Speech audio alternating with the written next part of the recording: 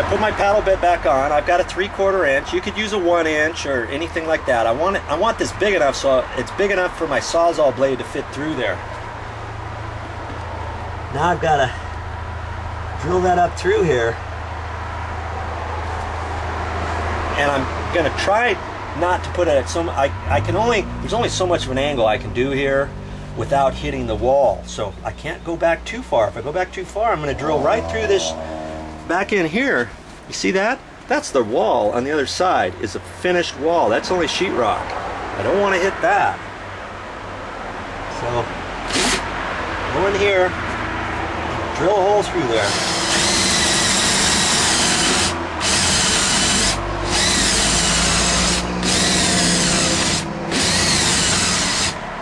I go a little bit at a time, then I pull it back out. That cleans the wood out and gives my paddle more ability to bite the new wood.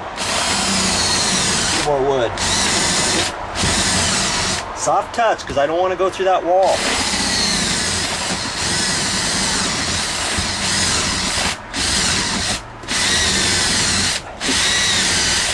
Okay? Now we've got to cut that out with a Sawzall. Okay, this next bit, I'm going to have to use my Sawzall. Okay, hey, I showed you how to cut this out without a Sawzall. This over here is going to be really tricky to do without having a Sawzall. Now, you don't necessarily have to buy a Sawzall like this. Sometimes you can buy one with an electric drill and a little battery-operated Sawzall, battery-operated skill saw, all in one little set. And if you ever have a chance of getting something like that, I would recommend that highly instead of just getting a battery-operated drill. Okay, so you're going to use this, and what we got to do is cut this. We're going to notch this 2x4 as best we can so that we can get that hole through there and make it a little bit bigger than just the hole that we drilled with the paddle bit. Okay, you got to use a small blade, because once we get in there, we got to put it back here at an angle so we can cut more of it out. Just go a little bit at a time, back and forth.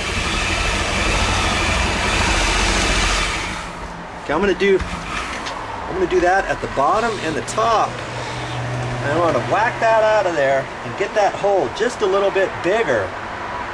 Okay, so that I've got more room to fish my wires through there.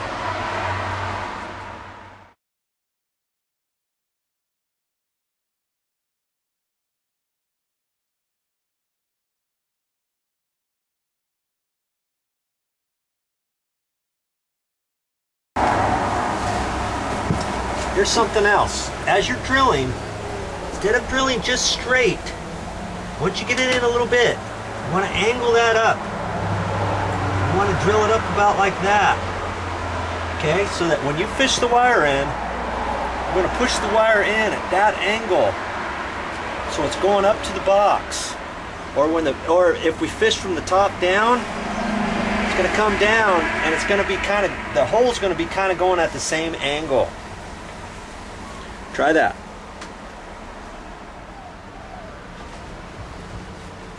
I got my hole drilled and notched out. Now I got to take this wire. I've got actually 2 wires that have to go up there, but I'm just checking this for probe first.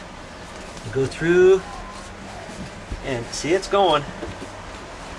And what I have to do is I've got 2 wires, and I'm going to push both of them up together. I'm going to kind of curl the end up like that. Okay, so when I push it and it hits the next stud over here, it's going to hit the stud, and it's going to be on the rise, and it's going to hit that, and it's going to go like that and go straight up. Okay, so that's the next step. Actually, that's not the next step. I just wanted to show you that before we went inside. The next step is we've got to go inside, and we're going to take that light switch out now.